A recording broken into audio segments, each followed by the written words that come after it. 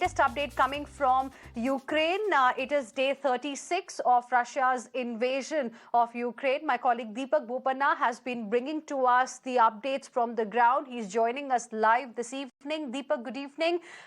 Yesterday, we tried to get a sense of how the situation is on the ground from you after talks between Russia and Ukraine, wherein Russia suggested that it's ready for de-escalation.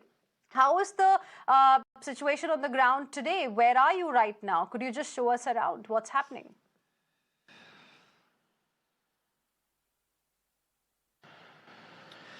Yes, Hina, of course, through the course of the day, we visited multiple areas, especially around Irpin, where, the battle on the ground continues. The shelling in that particular region as well continues. Now, this is very close to Kyiv, as we've, of course, been bringing through our reports.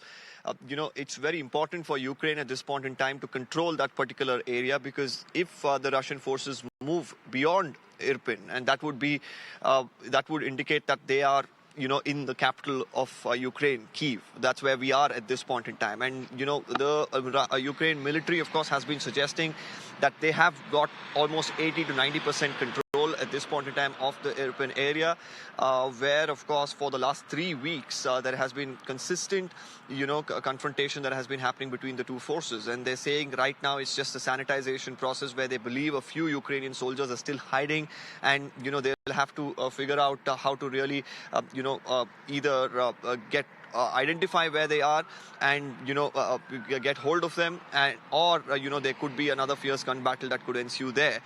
As far as the other regions are concerned, there is of course Kharkiv that continues to have a lot of shelling. We've also been told that in the Kyiv Oblast region as well today multiple explosions were reported. So of course it is of course a lot of concerning factors that still remain. We should understand that while the aspect of de-escalation was spoken about during the negotiations, the Ukrainian side, of course, does believe that it's just going to be, a lip service. And actually on the ground, that's not going to happen. We've today, as far as inside the Kyiv city, speaking to several people while even we were traveling, the number of air raid sirens have considerably come down. For example, yesterday we heard about, 8 to 10 air sirens through the entire day.